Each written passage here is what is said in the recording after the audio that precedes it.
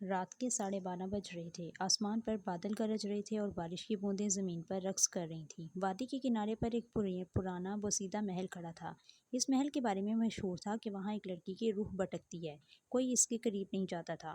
عائشہ، ایک نوجوان صحافی، نے فیصلہ کیا کہ وہ اس راز کا پردہ چاک کرے گی۔ میں سچ جاننا چاہتی ہوں، بھلے کچھ بھی ہو جائے، اس نے خود سے کہا اور ٹارچ جلا کر محل کی طرف قدم بڑھایا۔ دروازہ خود بخود چڑچڑا کر کھل گیا۔ ایک ٹھنڈی لہر اس کے جسم سے ٹکرا گئی۔ کون ہے؟ اس نے پکارا، مگر جواب میں صرف خاموشی تھی۔ محل کے اندر زنگ آلود فانوس لٹک رہے تھے۔ دیواروں پر پرانی تصویریں تھیں جن کی آنکھیں جیسے اسے گھور رہی تھیں۔ زمین پر دھول جمی تھی اور ہوا میں پرانی لکڑی کی بو گھل چکی تھی۔ عائشہ نے ٹارچ کی روشنی ایک میز پر ڈالی۔ وہاں ایک ڈائری رکھی تھی۔ ڈائری کے سرورق پر لکھا تھا، ہولی ایڈم۔ عائشہ نے پڑھنا شروع کیا۔ پہلا صفحہ: میں اکیلی ہوں، کوئی میری آواز نہیں سنتا۔ میرا جرم صرف اتنا ہے کہ میں نے سچ دیکھا تھا۔ اچانک ایک سرد جھونکا آیا اور ٹارچ بجھ گئی۔ کمرے میں اندھیرا چھا گیا۔ دیوار سے ایک نرم سی سرگوشی گونجی، تم یہاں کیوں آئی ہو؟ عائشہ کا دل تیزی سے دھڑکنے لگا۔ اس نے بمشکل ٹارچ دوبارہ جلائی۔ سامنے ایک سفید لباس میں لڑکی کھڑی تھی، جس کے بال بھیگے ہوئے تھے اور چہرہ اداس۔ وہ کچھ بول نہیں رہی تھی، بس دیکھ رہی تھی۔ عائشہ نے ہمت جمع کی۔ کیا تم ہی ہو ہولی ایڈم؟ لڑکی نے آہستہ سے سر ہلایا، پھر اس نے دیوار کی طرف اشارہ کیا جہاں خون سے لکھا تھا، میرا سچ دفن ہے تہہ خانے میں۔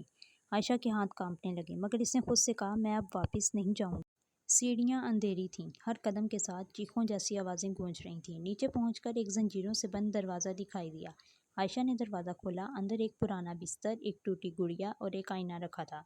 آئینے میں عائشہ نے خود کو دیکھا، مگر عکس کچھ اور تھا۔ عکس میں وہ لڑکی کھڑی تھی، ہولی ایڈم، اور وہ رو رہی تھی۔ عائشہ نے خوفزدہ ہو کر پیچھے ہٹنا چاہا، مگر دروازہ خود بخود بند ہو گیا۔ اچانک پورا کمرہ روشنی میں ڈوب گیا۔ عائشہ کے سامنے ایک منظر ابھرا۔ ایک چھوٹی سی بچی اپنے والد کے ساتھ محل میں کھیل رہی تھی۔ پھر ایک رات چند لوگ آئے، اس کے والد پر الزام لگایا اور اسے قید میں ڈال دیا۔ ہولی ایڈم نے سچ بولنے کی کوشش کی، مگر کسی نے یقین نہ کیا۔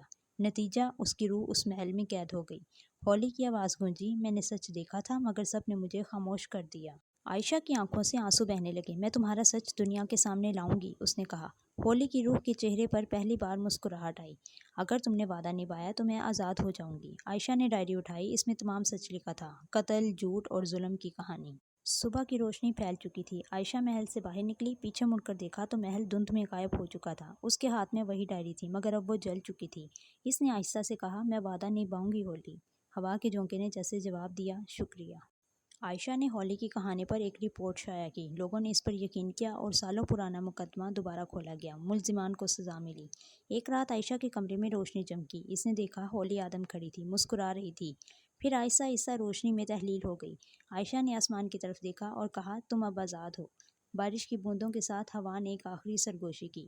خاموش لڑکیاں بھی کبھی کبھی پوری دنیا بدل دیتی ہیں۔ ایک خاموش لڑکی جو صدیوں سے قید تھی، ایک بہادر عورت کے وعدے سے آزاد ہو گئی، اور ایک محل جو خوف کی علامت تھا، اب امن کی دعا بن گیا۔